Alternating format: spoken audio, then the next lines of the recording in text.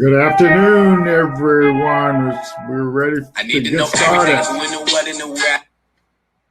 Welcome to Startup on the Blocks. We've had an exciting week, and we got an exciting night planned for tonight. Looking forward to all our guests tonight, and welcome to Startup on the Blocks. Our first guest is going to be Jonathan from G-Beta, the Generator Program. And so, Jonathan, if you would come on stage here. How are you tonight, Jonathan? Doing great. Good to see you, Lloyd. Fantastic. Glad to have you back. And we want you to go ahead and introduce yourself and tell us a little bit about the company you work for and the programs you all have. Absolutely. And so I know a lot of people on have heard a little bit from the past sessions I've been on, but I work for the Generator organization, partnering with the Studer Community Institute and the Spring Entrepreneurship Hub to bring what's called the G-Beta program. The G-Beta program is an accelerator that's 7 weeks long. And since it's sponsor derived, there's no equity requested from the startup and there is no cost. So very exciting. What we do through the process of this accelerator, the first 6 weeks, include mentor swarms, where you are introduced to 5 different mentors every week in a speed networking fashion. And there's one-on-ones developing executive summaries and your like pitch deck presentations that essentially get you ready for meeting investors. And then in that 7th week of the program, we have an investor swarm where the full week is dedicated to intros to one-on-one, not just a showcase day. We do a showcase presentation, but the bigger get is that you will get in front of the most recent cohort had about 36 pitch sessions to either funding equity-based accelerators, but the larger number was with actual investor firms, most in Florida, some in the Carolinas as well. A lot of it's about sharpening the axe and really learning what it's like to go after venture capital or angel investment, with the intention of coming through this program to get to a next meeting with an investor group and build some mentor support in your network, and then finding out really like all the resources that exist in the community here. And so it's an honor to be on here every time he offers to have me on. A couple updates just to throw out, Lloyd, that you are promoting really heavily, which I appreciate. We run a quarterly session through Generator called Lightning Rounds. Last quarter, we did it specifically only for non-fee charging accelerator programs, and it didn't matter who it was. Y Combinator joined, Techstars. We just want to be part of the community and bring all those. Did you see that one, Lloyd? The one last I got tied up and I didn't get a chance to see it, but I had registered for it. Yes. Okay. So this quarter, the application window is already closed. We had roughly 1,100 founders apply for what is our lightning rounds. It's for Black and brown founders only. What's more exciting, like 1,100 founders is really exciting, but on top of that, there's 250 investors, whether it's investor groups, individual investors, or large companies like Samsung and 3M, and they all jumped on the opportunity. They've got it set up as a one-day event. And then I spent the last week curating lists and aligning these investor groups as part of a team group, because there's that many, right? Aligning investors with good fits of potential founders and startups that could, get to a next meeting and get to investment. The reason I bring up that in the past is, Lloyd, we did have a pretty good Florida representation in terms of applicants, which is great. Yes, but I definitely would love to see more from Northwest Florida and Pensacola area in these future. I didn't realize that event was that big, So I'm sorry I missed that, but it sounds like a great opportunity. So you all do that once a quarter. So I guess the takeaway for the audience is that you have to get on the Generator email list, right? Yes.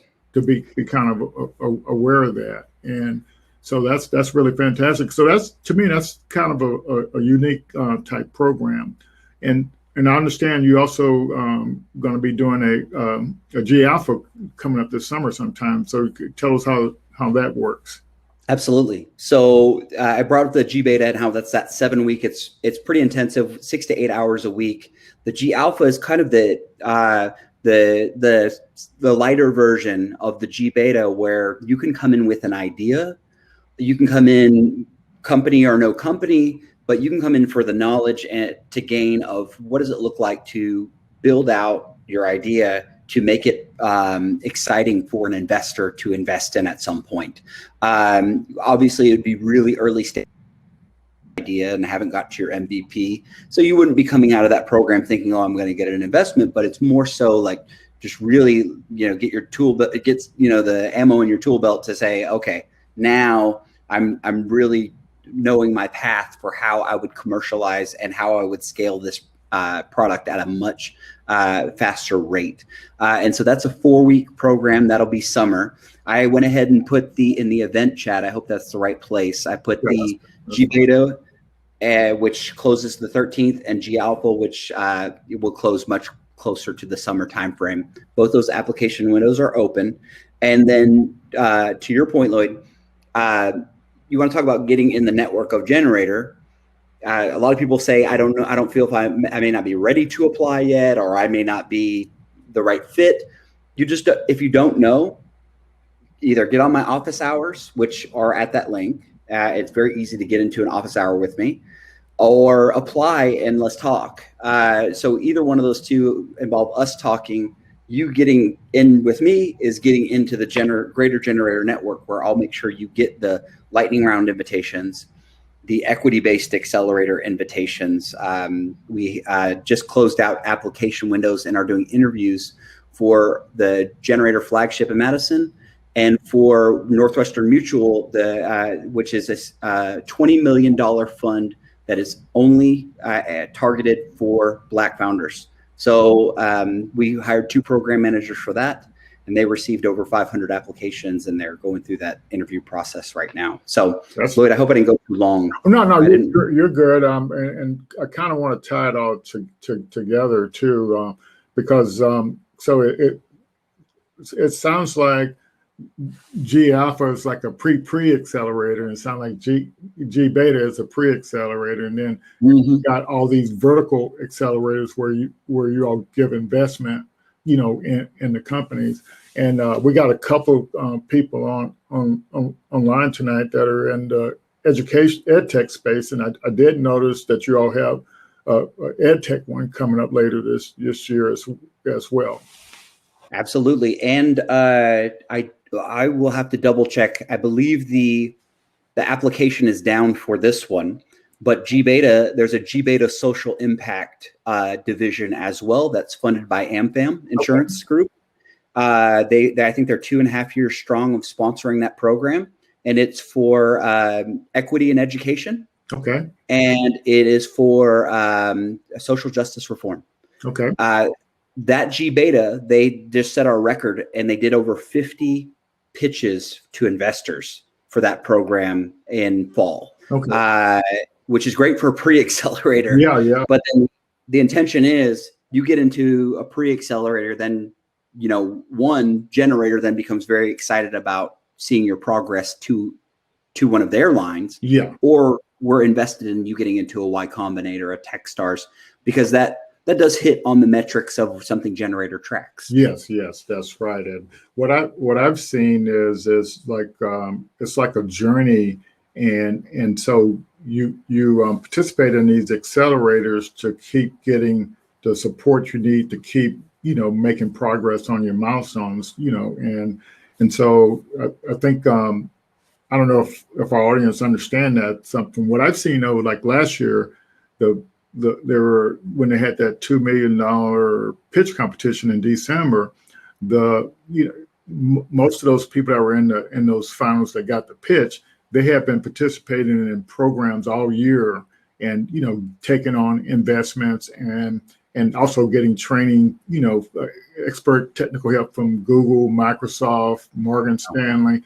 And so it's just like a journey. You start off and you learn something, and you building and expanding your network. Absolutely. Yeah.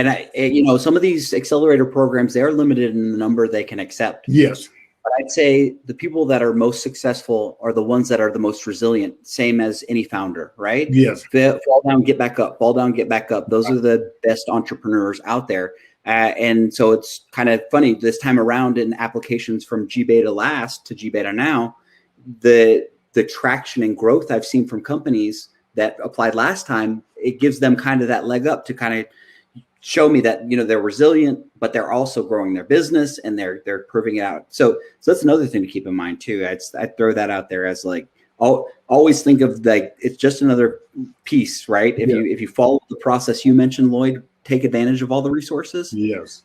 Then it can really be a good journey. Yeah, that's fantastic. And another resource we like to make sure our audience know about is the Startup School, startupschool.org, sponsored by Y Combinator. And so what's neat about them is they have free online startup school, and basically the good news is that it helps you learn everything, whether you get in the accelerator or not. but it also helps you get prepared to get in the accelerator. And so right now they have like a free build going on, and some of the folks in the audience are participating in that as a part of the startup school. So they kind of teach you the habits of and the battle rhythm for doing your startup. And so that's really, and so they have a large network. I was watching one of their presentations earlier this week on the CEO and the CTO, and they were just giving all kind of pointers, and they have a network of over 5,000 founders. And being a part of and get to be a part of a network like that that's really fantastic. Yeah, absolutely. Yeah, absolutely. And taking some notes on what you're talking about too. Check out those resources. I watched 2 weeks back with the Slide Bean presentation, and I had just seen another VC, like how to understand VC, and those guys are doing great things. And these free resources, especially the free ones, are when a founder's starting out, cash strapped, and you got to bootstrap, you got to save money where you can. Yes, great resources. Yeah, I think so. When I first heard of Slide Bean, I thought they were just about the slide deck, and after when I came across that video, man, they got all kind of resources, to help startups, so it's pretty fantastic. And so I think the point there is a lot of time you see stuff and you dismiss it, and so like I remember, back 2014, 2015, Airtable, came out, and I was like, who needs an online database? And now they're worth over $1 billion, and so it's pretty crazy. You just have to, when something's out there, you have to kind of pay attention to it. Yeah, and I agree. Yeah. All right. Well, we appreciate anything else you got for us. The recommendations. Nope. Just like I said, if you have any questions for me, I put the links up. I'll go ahead and throw my email address on as well. Okay. And happy to talk to anybody. Fantastic. All right. Jesse, if you would come on up. Thanks a lot, Jonathan. You turn your mic and your camera on, and hello, Dr. Griffin. How are you? I am well. Thank you for inviting me. All righty. And I haven't got used to calling you Dr. Griffin. I'm just used to Jesse or Jessica. and that's okay, Lloyd. I love Jesse, and I love Jessica, and that's great. Thank you. Okay, fantastic. Why don't you do a quick introduction of yourself, and we'll get start talking a little bit. Absolutely. Well, let me just give you a brief overview of who I am and what I've been doing over the last 20 plus years. I started out in corporate America, developing technology systems, basically financial systems with the Federal Corporation. And then I moved on to KPMG Consulting, where I oversaw the development of the financial systems for Center for Information Technology. And then after I did that for a while, for about 4 or 5 years, I moved over to PricewaterhouseCoopers, where I developed the largest and greatest system that's currently being used by Blue Cross Blue Shield, that system. Back in 2004, I decided to leave corporate America and launch my own company in education and technology. So since then, I've been in business since 2004 and moved here from Maryland and joined forces with John Rigsby, who is my partner. And we currently have about 4 companies, the Eduosity, which is our education technology firm that focuses on courseware, curriculums, and e-delivery systems and K through 12 environments. And then we have, and I know this is redundant because John was just on last week, so I'm not going to say much, but just to reiterate what he said, we have that company. Then we also have our nonprofit, the Urban Development Center Incorporation, which also focuses on education and technology in the areas of urban communities. And we love that because we get an opportunity to really focus on individuals that are underserved. So we have a contract right now with the state of Florida Division of Vocational Rehabilitation, where we focus on individuals with disabilities. And we do education and training with them. We also do pre-placement with them. We do self-advocacy, and we also place them in positions so they can have independent living. Fantastic. That's neat that, and it's kind of nice. You got some synergy in the things you're doing. So, so what's your educational background? Well, for myself, first of all, I have a degree in management information systems. And as I said, I developed several financial systems and decided that when I moved here from Maryland, I decided to go back to school to get my doctorate and my specialist degree in education with a specialization in curriculum and instruction, because I worked as an assistant principal over at a local charter school by the name of gosh, it's been so long since I worked over there, Life Skills Center. It was the Life Skills Center. And when I got over there, Lord, I saw the need to just kind of expand the circumference of my territory as it pertains to education. I was offered the school system, the charter school system, which was white hat management, the opportunity to introduce soft skills to the students, because there was such a significant space where students were just not communicating effectively. They couldn't really communicate what was wrong and the need of the improvements that was required for them to be successful in a school environment. So we introduced the soft skills platform to them, and believe it or not, it really helped them be successful. And through my matriculation at the University of West Florida and writing my dissertation, it allowed me to see the pitfalls and the pit holes that occurred when individuals were not really strong with emotional intelligence development. So what John and I did was develop what we call the EduBridges, which is our theoretical framework, and we focus on emotional intelligence, intrinsic value, aesthetic learning to help individuals come up, and we basically focused on the development of the practical learner through all of our educational endeavors. Fantastic. So yeah, that's quite a bit. So, well, we're definitely glad to have you on board as a mentor. So our startups out there, definitely, connect with Jessica if you need any help in mentoring. And so what we like to do each week is showcase, our mentors that we have, so the startups can actually take advantage of their help. And so, Jessica, I've noticed, we work out of the same building here. Mm-hmm. And I noticed you all have been mentoring nonprofits and businesses and just trying to get people connected with resources. So what have you seen that, people who want to start a business or people who want to do a nonprofit, what are some of the problems you see them running into? Yeah, well, first of all, a lot of people, Lloyd, that John and I are mentoring right now appear not to understand the essentials for launching a business. They feel like if they go and apply for a business license, that would suffice in the launch of their business, not understanding that they actually have to file their paperwork with the division of corporations to be legal.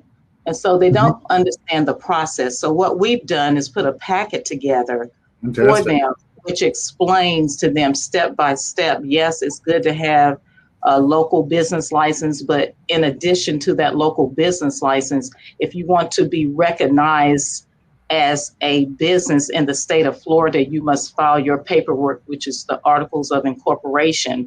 You're not required to do bylaws if you're a nonprofit entity. But if you are an operational business in the state of Florida, you must file with the Division of Corporations your fictitious name as well as your Articles of Incorporation so you can be legal in the state of Florida.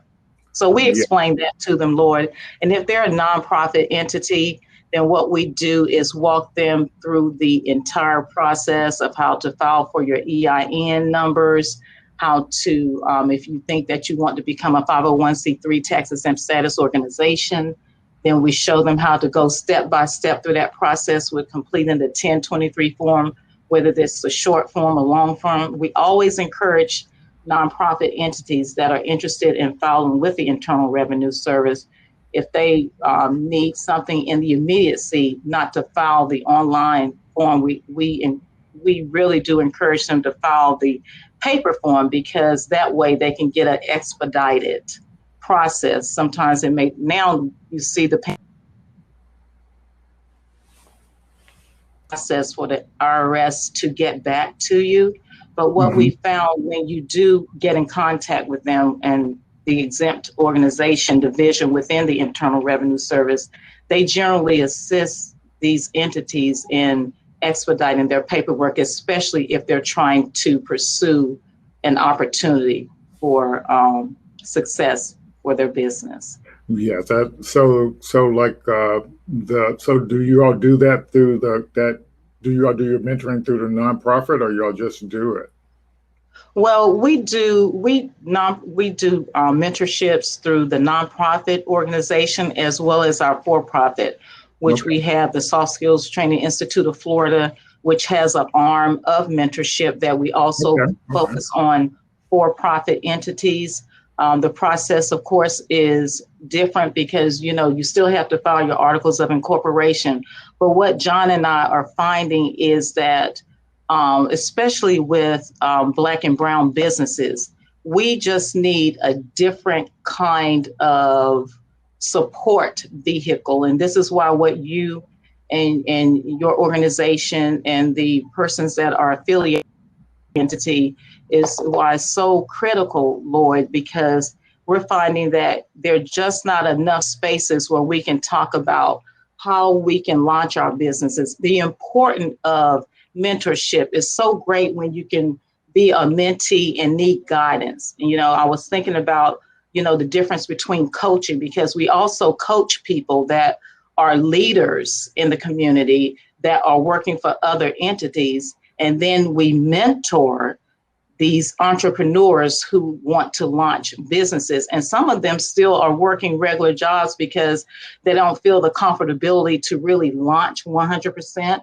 So what we've been trying to do is make sure that they're connected, and we couple them with individuals that have similar businesses so they can walk them through the pitfalls so they don't have to experience everything to learn. And then they're not making a lot of mistakes. And sometimes it is great. I remember last week, you and John were talking and you were saying how it's good to fail forward. But if you can keep them from failing forward in some instances, that's also a great thing. Yes. Because you want them to be able to work autonomously, but you also want them to have a strong foundation. And we're finding that, making sure that they put these components that are necessary to have a really strong framework in place for whatever business that they want to launch and that they're starting up is a great path to success. Yeah, so I'm glad you kind of hit on all those things, because what I've, it was kind of funny, this Hopin platform that, they've been upgrading this. I guess after getting $125 million, they've been doing a lot of upgrading. And a lot, right? And so like I was trying to figure out how to do something because they had changed it. And so I used the chat feature to do it, but then I got to thinking, I should just search to see how to do it. And yes. And I did it. But I think in the startup world and in the world period now, when you Google something, it's all, you can almost find some example of what you're trying to do. And so like in the startup world, what I, the way I kind of tell people, it's almost like it's open source. And so just about anything you want to know about the startup world, you can find it. And one of the best resources is that Y Combinator library, so Y Combinator, .com or whatever /library, but they've been doing it since 2005. And so they got videos, people asking all kind of questions, and they explain all kind of things. So everything's pretty much open source. So if you just, if you seek, you'll actually find that. Find it. Yeah. And I agree with that, Lloyd. But one of the things, just to piggyback off of what you said, which is a really great point, is that, the internet is just a click away. And people they're just fearful. First of all, it's a big deal when you're talking about launching a business, whether it's a nonprofit organization or for-profit. And sometimes individuals need to have someone to just hold their hand, and you want them to stay malleable, because you want to be able to shape and help them identify the right way to do business. And yes, there's a lot of information out there, but one of the things that John and I do very well is to put people on the right track. Right. That's because that's important, to give them a pathway that they can follow that is just perfect for them. And I think because of the diversity of our backgrounds, coming from a financial background, so you're talking about, we both know how critical it is to have a substantive financial standing. Even though you're a startup and you can get a lot of assistance, but you still want to make sure you're building the right roadmap to gaining access to dollars. So, just holding people's hands, holding new businesses' hands throughout that process, we find gives people the strength and the fortitude to forge ahead, and give them the competency, the confidence, and the capability that they need in order to have a successful business. All right. Well, I see Marcia was asking how people finding out about you. I guess that's a good question. So I guess if you paste your contact information in the chat, but what I'm gonna since we're running a little short on time, but I'm gonna piggyback off some of the things you said when Grover comes up next. So Grover would come on up, and Jessica, there's one of the gentlemen in the audience from Canada. He sent you posted a message in the stage chat too, so he wants to connect with you as okay. All right. Well, we appreciate your and thank you. Hi, Grover. Hey, okay, I will. And Lloyd, thank you once again for the invite. And you can always have me back. I love what you're doing, and I would be happy to continue. Yeah, we'll get you back there. And for the startups out there, just realize, like with especially the ones in our program, you can definitely get access to Jessica. How are you doing, Grover? I'm doing great, Lloyd. How are you doing this evening? Oh, fantastic! I appreciate you agreeing to come on and telling us a little bit about your background and your startup. And so take a second there or two and introduce yourself and tell us a little bit about your startup. Okay, great. Lloyd, I'm a native Pensacolian. Went away from college. Didn't want to come back to Pensacola. Ended up coming back, and I'm staying back, and I'm here. Background: public administration. Community development, economic development. I've worked for municipal governments over in Alabama, and I've been with CEII in my present position since 2006 as currently director of lending. And so, business has been I've been lending commercial businesses since 2000. So I've been a part of the business infrastructure. I've been a part of micro business since I started with CEII. In fact, I've done a lot more so over in Alabama with micro businesses, helping businesses start up, serving on councils. Matter of fact, I'm one of the board members, have been vice chairman of the Alabama Micro Enterprise Network, as well as served with NCRC, the Association of Micro Enterprise, Association for Enterprise Organizations, AEO National. But back here, I recently became a founder. And it's interesting, because, for the last 4 years, every time you and I would talk, you would always encourage me, hey, man, you just need an idea. You need to do this. You need to do this. And we had talked recently about the Black ecosystem development and what was going on, what needed to happen here in Pensacola. And I ended up, we were funded by SBA to provide technical assistance, as well as we lend with SBA microloan. But SBA, sent out some emails and said, hey, we're going to do a virtual review this year of your program. And I was kind of like scratching my head. Hey, we just went through a review. Yeah, we know, but the person that did the review left, went to another job, and and the government, they just cancel out email accounts, and so they lost all of that data, so they had to do it over again. So as I was compiling all of this data, I realized I was going through three systems. Basically just to take data, take information, and compile this report to answer all of these questions. And so I said to myself, hey, wait a minute, that has to be a better way to do this. Because, one of the things, that we've traditionally said a business, can say that a business is successful in our industry, especially those that provide technical assistance. Number one, they make money. At the end of the year, they're having net revenue. And they're able to pay back their loan. They're able to take care of their responsibilities. But there's so much more for technical assistance providers to small businesses that go into the process, that go into making a business successful. And I saw that, hey, we're not capturing, number one, all that we do, but number two, we're not telling the story on how effective most of the technical assistance has been to help those small businesses reach success. So I said, okay, the first thing I did, I created a database with a form sheet and everything else. And I said, hey, you know what, this could be an app. And so I began to research and about how to make it happen, how to do these things. And all of a sudden, here comes Startup on the Blocks. And I say, hey, I'm going to dive into this and make it happen. So yes, that's how I got into starting OGMA. It's organizational growth, measurement, and analysis.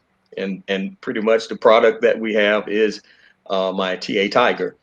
That basically is to help automate and capture the technical systems that goes into making a business successful. Fantastic, bro. That's really fantastic. And so you're just like Jessica and most founders, they based on their background, their experience, and they understand what the problem is, and then they can start on their founder journey to kind of create a solution. And so that's the part of the secret to success there. I did want to mention one thing as it relates to what Jessica was talking about. So like, I don't know if you had a chance to dig in really deep, but, understanding what you need to do and when you need to do it. But that Startup Rocket framework that we've put out there for you all, that's what it's for, is to kind of lead you through the process so you know what needs to be done next. And also you can invite your mentors into that Startup Rocket thing, and then they can kind of help you make it through it. And so that's what the idea of that is. And I think the second thing I wanted to kind of piggyback off was that like what people have to kind of understand, like as a founder, you start off with an idea, you kind of prove out the idea, turn it into a concept, and work on it, get your MVP, and then you try to figure out how to scale. But like I relate that to when I work for the government. When we come up with an idea in a research lab, we have to go out and try to get some funding for it. And then, but there was buckets of money set aside for that. And then when we, as we matured it to a concept, there was buckets of money set up for that. And then as we got ready to start trying to build a prototype, there was buckets of money for that. And then when we transitioned it to the field or to the production, there was money for that. And so the startup ecosystem is the exact same way. There's resources that are for, but the good thing about the startup ecosystem, these resources are free. And so so if you don't necessarily have to pay for any of these resources, they're free for no matter which stage you're at. And you just have to make the decision to become a founder. And so I'm kind of glad glad you did, and I appreciate you coming on. So I think that's a good takeaway from both you and Jessica tonight. And like I said, I appreciate you coming on. I'm gonna go ahead and cut off because I got this video I want to show. It's you know, and I think the audience is gonna enjoy it because it answers a lot.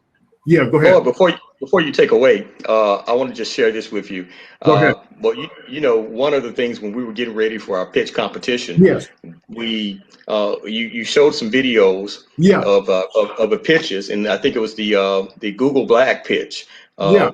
Black Founders pitch, and Lindwell, Okay. those guys. I had a conversation with Lindwell today. Fantastic. It was based about us, you know, about CEII utilizing their platforms, you know, changing, you know, because it's a unique platform, and some of our partners have gone to it. But I pretty much I spoke with one of the founders, and you know, and we were talking. He asked, how did you find out? And I told him how I found out about Lindwell through the pitch. I was preparing for a pitch, and of course the conversation got into, okay, what kind of startup have you founded? And I told them basically what it was, and they were like, he was like, hey, I like that. We need that. So all of a sudden it opened up another conversation that we'll have next week about how my concepts can come to their platform. So, I think it was a week ago, we were talking about, being able to tell everybody about what you're doing, tell everybody about what you're doing, and that opportunity opening up another for me. So I'm excited about it. Fantastic. And that's once you get on your journey, that's what happens. Fantastic. Yes. So thanks for sharing that. I really, really appreciate it. All right. All right, you're welcome. Thanks a lot. I'm ready. I'm going to share this. Let's see, a Chrome tab here. And hopefully you all enjoy this. It's a question and answer deal. IPO companies alongside professional VCs. If you're interested in investing, you can join our crowd for free at OURCROWD.com/twist. Hey everybody, it's another This Week in Startups. We're doing an all Ask Jason. Incredible questions from founders for me. The first one is from Sasha. Go ahead, Sasha. Hi Jason, my name is Sasha Fellon. Question number 1. I'm creating a marketplace for selling used goods and furniture. I'm a startup, so I don't have $8,000 to $10,000 to create a custom-made marketplace platform. I need to build a quality MVP. What would you recommend? All right, let's go with question number 1 first. If you're going to do a marketplace, there are many different marketplace pieces of software out of the box. But the easier thing to do is to just make a landing page with a Squarespace type website, put the items up, and you can actually do this manually. If you're not going to have that many pieces of furniture up there and it's going to be unique, most people would say don't overthink it and do it manually. In other words, as Paul Graham said in a famous essay, do things that don't scale. Before you actually commit to making software, just doing off-the-shelf software is a much easier way to do it. So you make a landing page, you put the software up, and you say, click here to buy. Squarespace has that purchasing built in. There's obviously Magento and Shopify and other pieces of software that would start to get a little more complicated, I think. Maybe Shopify and Magento would get a little bit more difficult, but certainly, Shopify is somewhat easier. And then on the really easy side would be Squarespace. Let's take your second question. Question number 2. My second project is a medium. I have a network of local media resources across the US. Do you think media startups have good investment potential? And how would you recommend raising funds for this type of projects? Okay, media is a terrible investment traditionally. Most media companies don't get to scale. Scale would be 50 million, 100 million in revenue. Most people who start editorial products are not cutthroat business people, and there is a dependency on advertising. However, big however now, people paying for content has worked for everybody from the New York Times to Disney Plus. So if the media business can make content work in a paid subscription, that is monthly, that is highly investable by the venture community. If it's advertising based, it's less. And you'll see the BuzzFeeds or Voxes, hit some level of scale, but you're also seeing them now consolidate and lay people off. So it's a very expensive business to run. The margins tend to be challenged. You really have to either have a great operator. Jim Bankoff at Vox, great operator. I think actually the team at BuzzFeed, pretty great operators. Vice, I'm not sure. I think they've had a bunch of turnover there, so maybe not so much. But you're seeing that consolidation. I don't think investing in media companies is something you should do unless you have a passion for that, or you see an extraordinary subscription business or an extraordinary founder. And The Athletic and The Information, also great subscription businesses, right? They've done very well and they're scaling. So I loved your two questions. All right, next up is Danielle. Hi, Jason. It's Danielle from your favorite portfolio company, Outlaw Soaps. And I want to know about SPACs, special purpose acquisition companies.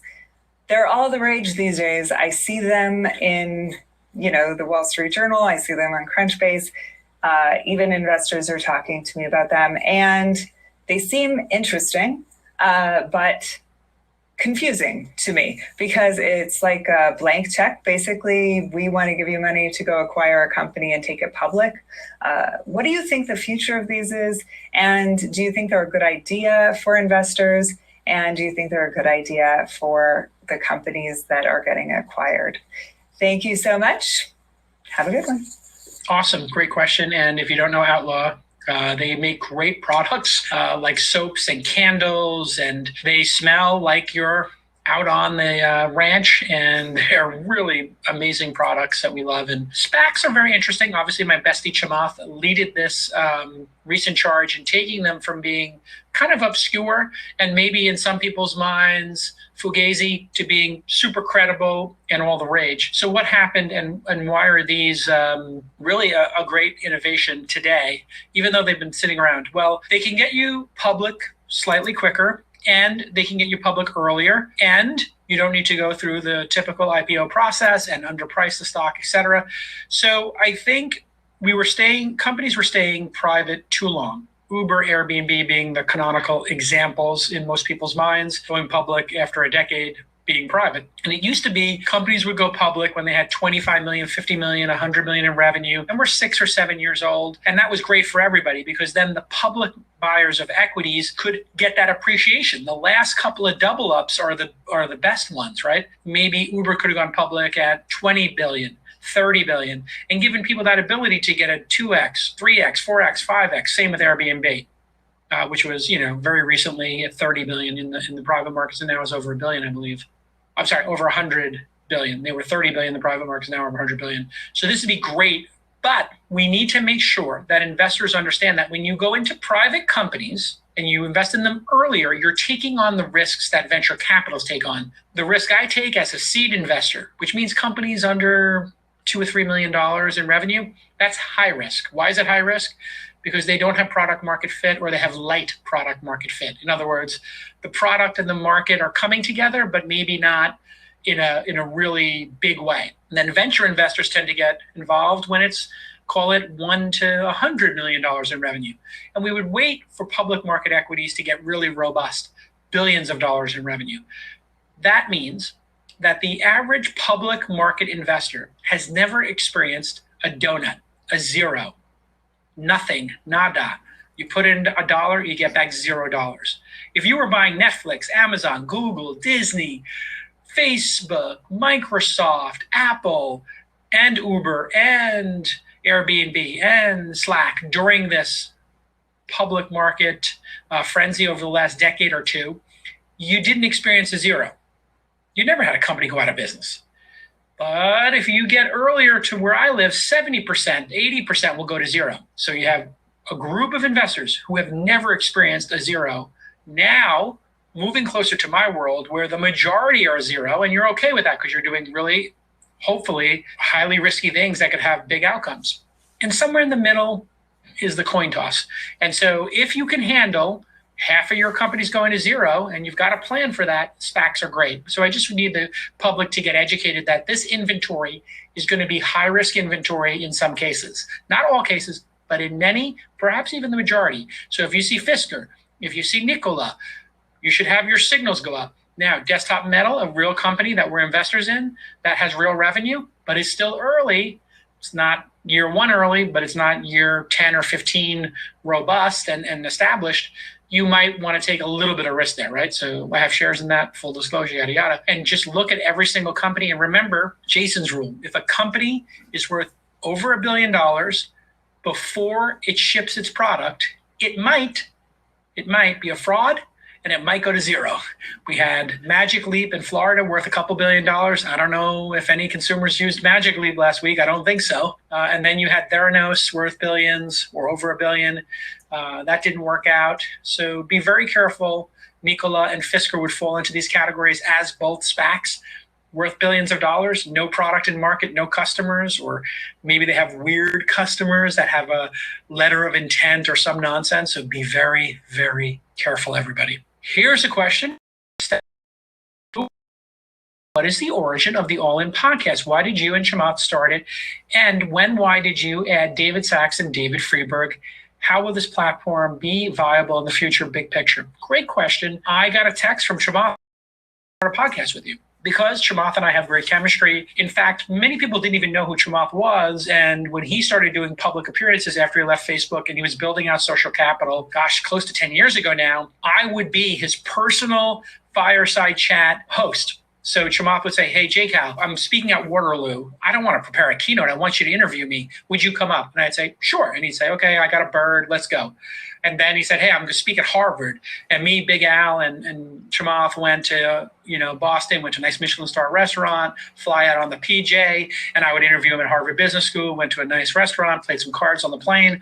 Beautiful. And we've done a bunch of other things where he speaks at our events. And I think when he started doing a lot of these CNBC hits and more press, you want to be able to control the environment and you want to be able to dictate where the conversation goes. And let's be honest, media companies are trying to get ratings and that becomes super alluring to people. And maybe, when you have a podcast, you're not hopefully doing, the entire discussion, the whole purpose to just go in the rankings. Paradoxically, the whole crew got a little ratings obsessed and I had to talk them down a bit and say, hey guys, it's not just about ratings. It's about how awesome do we like doing the podcast? How awesome is it for us to do the podcast? How much fun is it for us to do it? And that's the most important thing. So when we did the first couple and we were starting to get this ramped up, we wanted to talk about the pandemic because it was during the pandemic when it was just starting. We had a lot of questions. Well, Sachs had written a lot about the masks, and Sachs was very early, everybody should wear a mask.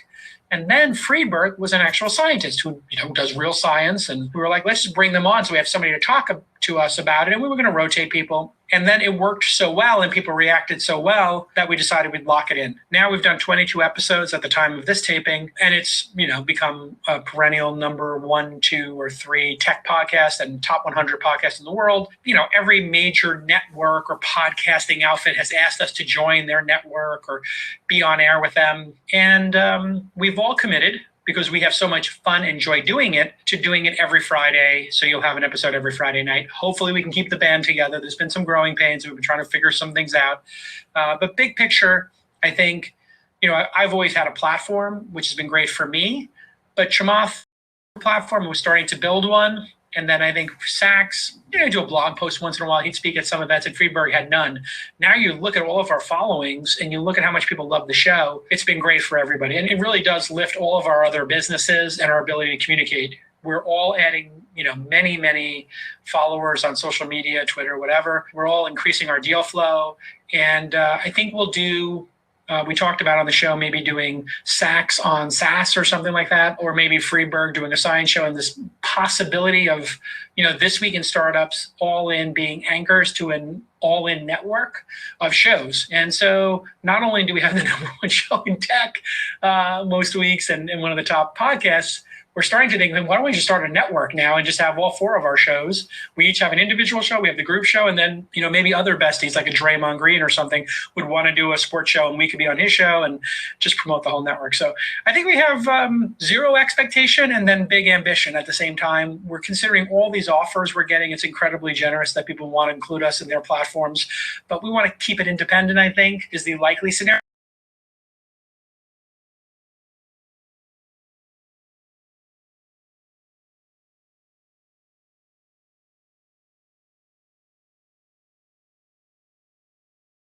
Somebody came to us, if Daniel from Spotify called me and was like, hey, you got to be on Spotify. Maybe if Netflix or Amazon or somebody wanted it on their platform, would we license it to them to be on their platform as well? Maybe. We're open to anything. But right now, YouTube and an RSS feed, which means iTunes, Spotify, whatever, is really the plan. But great question.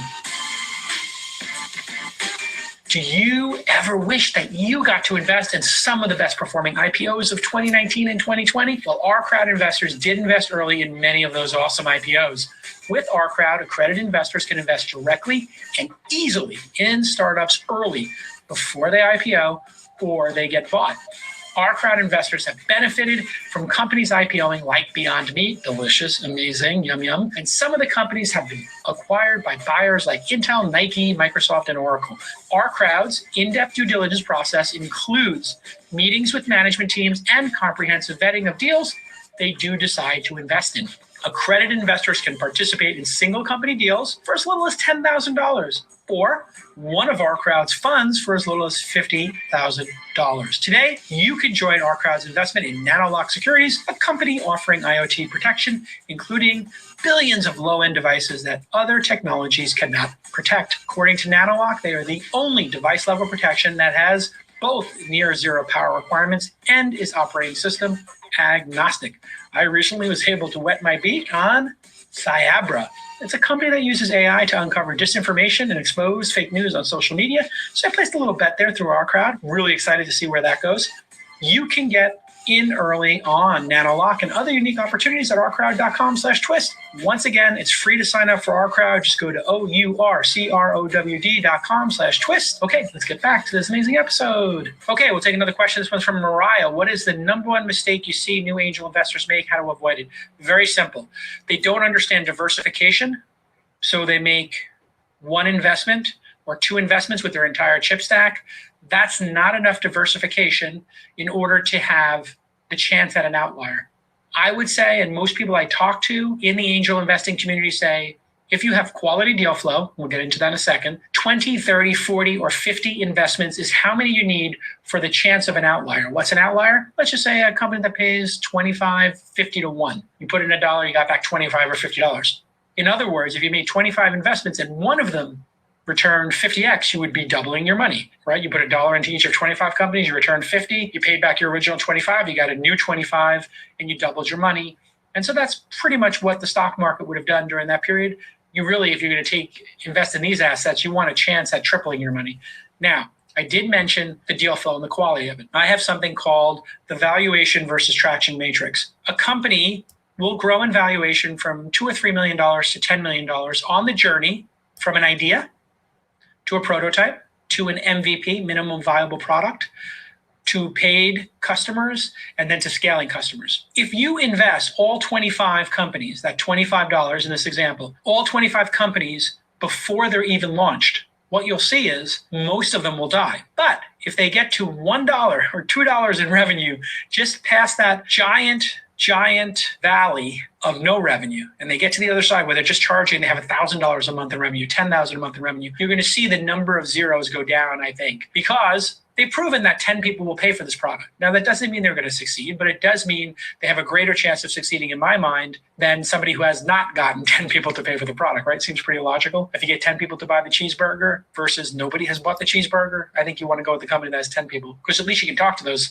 customers. So those are the two. You want to be diversified so you have a chance at an outlier. And number two, you want to invest when they get those companies. You want to invest in companies that have a product in market. There is no reason for you as an early angel investor to be just investing in any company based on their pitch. You should see a product. You should talk to those customers. You should use the product and talk to the customers. Do those two things and be disciplined. For the first 25 investments, only invest in companies that have products in market and that you've talked to the customers and at least use the product, and you will see a dramatic difference, I believe. And only invest the money you can afford to lose in risky assets, whether that's gambling, poker, Bitcoin, cryptocurrency, or startups. These are all in the category of high risk, high reward, right? The lottery falls into this as well. Okay, James asks, lifestyle versus venture scale. What metrics should I be looking at to tell if my startup might be better suited as a lifestyle business versus going for venture capital? Are there examples you can share when you invested venture dollars into a company and realized they were a lifestyle scale business or vice versa? Fantastic question. A lifestyle business means it provides a great lifestyle for the founder.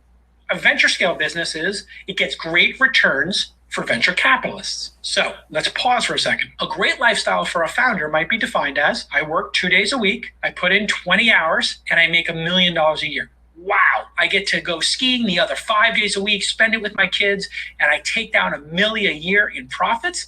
That's an incredible, sick lifestyle. Epic Pass, Aspen, Kyoto, man, you're just going everywhere skiing, enjoying life. A lifestyle business is not a derogatory term. For some reason in the last couple of years, I think because of the woke, crazy virtual signaling mobs, they're like, oh, you're dismissing this as a lifestyle business.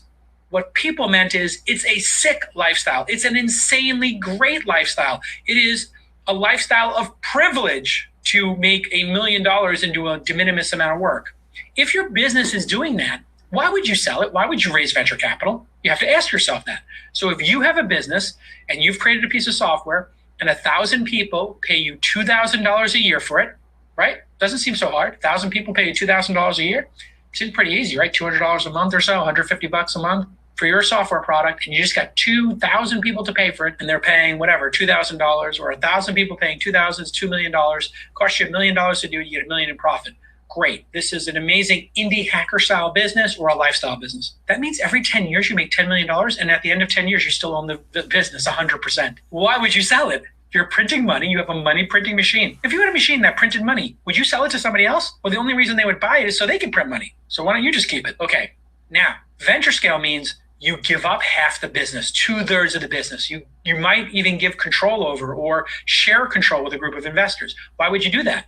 Well, if you thought you could build the business to $1 billion in value and your 30% ownership would be worth $300 million, and you would make those venture capitalists and your employees $700 million, let's say the employees own 10%, so they would get 10 million to 100 million, and your investors would get 600 million. The investors made twice as much money as you, but they put in $50 million to help you grow it. Well, you'll be making a different bet. All the time, we have this discussion with people. I've gotten very sophisticated in accepting people, and I came up with my own little hack as a venture firm. When people are applying to our accelerator, I say, we ask them, and my team does this for me. I don't even do it anymore. So how lucky I am to have a great 12-person team that's growing to 20. If you want to join us, launch.co/careers, launch.co/careers. Looking for anybody with a lot of energy who's willing to work 50, 60, 70 hours a week and wants to crush it and is self-starting. So, but if that's not you, and you want to punch a clock, don't come work for me.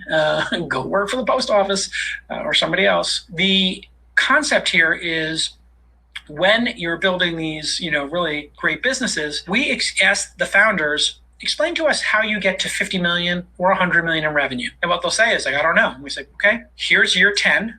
100 million. Let's assume the last year you grew 50%, which means you were at 65 million, and you grew by 35 million and got to 100. Okay, we know what year 9 is. It's 65 million. Let's say the year before that you doubled, so you went from 30 to 35, 40 to 65.